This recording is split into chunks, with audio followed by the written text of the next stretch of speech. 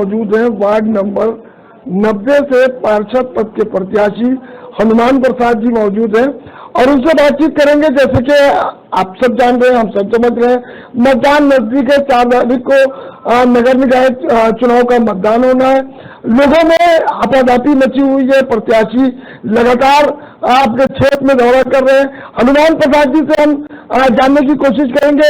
हनुमान प्रसाद जी, सबसे पहले तो बहुत बहुत स्वागत है आपका हमारे समाचार 24 न्यूज चैनल में। क्या वजह रही, किन चीजों से लगा आपको कि नहीं मुझे चुनाव लड़ना चाहिए? क्या कमियां क्षेत्र में दिखी आपको? क्या आप निर्दलीय के लिए निर्दलीय खड़े हुए और एक ऐसे शख्स के अगेंस्ट में जो भारतीय जनता पार्टी से पूर्व का प्रत्याशी भी रहा है, तो क्या कमियां दिखी, क्या वजह रही, ये हम सबसे पहले आपसे जानने की कोशिश करेंगे। सबसे पहले तो मैं अपना आपको परिचय दे दूं। मैं भी भारतीय जनता पार्टी से ही जुड़ा हुआ कार्यकर्ता हूं। पिछले कार्यकाल में जो नगर निकाय का चुनाव हुआ था उसमें भी मैंने टिकट पार्टी से मांगा था, पर किसी कारणवश पार्टी का निर्णय जो भी शीर्ष नेताओं ने किया हो उसमें मेरा टिकट नहीं हो पाया। सबसे पहले एक बात आपसे मैं बता दूं, ये नगर निकाय चुनाव तो जो होता है ये अपनी व्यक्तिगत छवि का होता है। पार्टी का टिकट महत्व नहीं रहता है कि किस पार्टी ने टिकट दिया या नहीं दिया, लेकिन व्यक्तिगत छवि जो होती है वो मायने रखती है। कौन किसको कितना प्रेम करता है क्षेत्र की जनता, ये महत्व रखता है। तो सबसे पहले मैं इस बात के लिए कहूंगा, तो जाहिर है कि आपको क्षेत्र की जनता बहुत चाहती है, तो आप निर्दलीय खड़े हुए उनके भरोसे पर।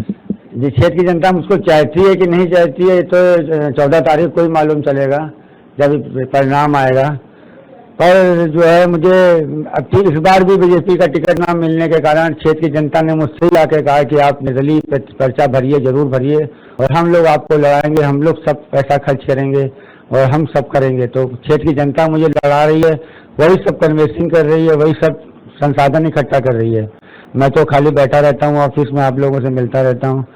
और जो है बाकी जो आप दिक्कत तो हमारे क्षेत्र में बहुत सी हैं। सबसे बड़ी प्रॉब्लम तो हमारे क्षेत्र में सड़क की है, सड़क और स्ट्रीट लाइट की। सड़क न होने की वजह से, बड़े बड़े गड्ढे होने की वजह से हमारे क्षेत्र के जो बुजुर्ग हैं वो अकेले सड़क पर निकल नहीं पाते हैं।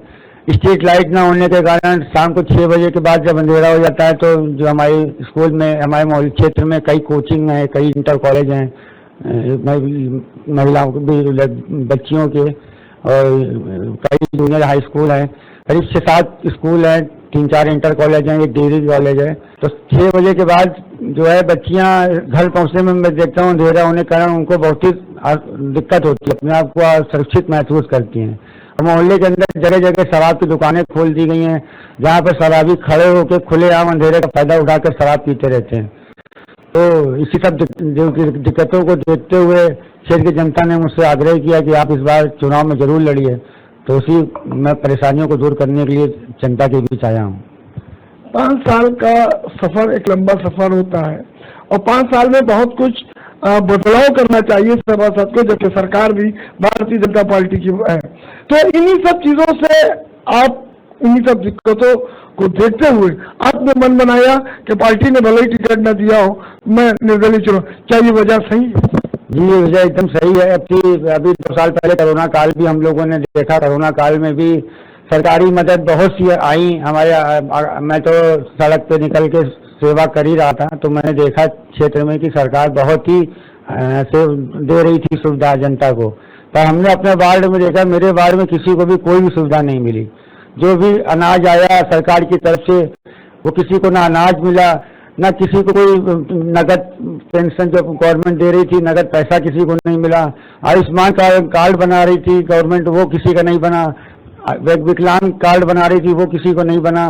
तो ये सब दिक्कतें जब मैंने देखी तो मैंने दिक्कतों को मैंने दूर करने के लिए मैं क्षेत्र की हनुमान जी, कोरोना काल का जो समय था बड़ा कष्टदायी समय था। कुछ मैंने भी सुना कि आपके जो क्षेत्रीय पार्षद हैं उतना काम उन्होंने उस समय नहीं किया जितना काम आपने पार्टी में न रहते आम जनता के लिए, अपने क्षेत्रीय लोगों के लिए। इस बात में कितनी सच्चाई है? ये सच्चाई मैं अगर अपने मुंह से बताऊंगा तो आप ये कहेंगे कि अपने मियाँ मिट्ठू बन रहे हैं। आप क्षेत्र की जनता से जाके पूछिए कि क्षेत्र में निकल के किसने किसकी मदद की, और उसी भरोसे जो मेरा भरोसा जनता ने मुझ पर देखा है, उसी भरोसे से ही जनता ने मुझसे कहा कि आप चुनाव लड़िए। उस भरोसे को जनता पूरा करके मुझे देगी। क्षेत्र की जनता अगर आपको विजयी करके नगर निगम पहुंचाती है तो पहले कौन से काम होंगे जो आप क्षेत्र की जनता के लिए करना चाहेंगे? सबसे पहला हमारा काम सड़क और स्ट्रीट लाइट का होगा, जिससे अब महिलाओं को और बुजुर्गों को हमारे अपने आप को सुरक्षित महसूस करें और वो सड़क पर निकलें, टहलें। बुजुर्गों को टहलना बहुत जरूरी होता है।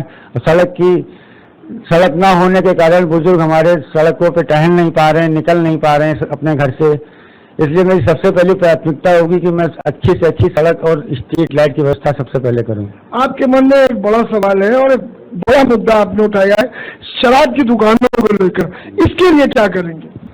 शराब की दुकानें के लिए अब उसका जो भी जिम्मेदार है, आबकारी विभाग जो भी विभाग होगा, मैं उसके साथ बैठ के मीटिंग करूंगा, बात करूंगा उसके लिए क्या सही हल निकल सकता है कि रिहायशी इलाके पे शराब की दुकान नहीं होनी चाहिए और मंदिर के पास नहीं होनी चाहिए। स्कूल के पास जो गवर्नमेंट की गाइडलाइंस हैं, वो गाइडलाइंस का कोई फॉलो नहीं किया गया। शराब की दुकान के बगल में ही मंदिर है, वो भी नहीं देखा गया। बगल में पुलिस चौकी है, वो भी नहीं देखी गई। और शराब की दुकान जो हमारा मेन एंट्रेंस है, जहाँ से लड़कियां आती हैं स्कूल पढ़ने के लिए, उस मेन रास्ते पे शराब की दुकान है।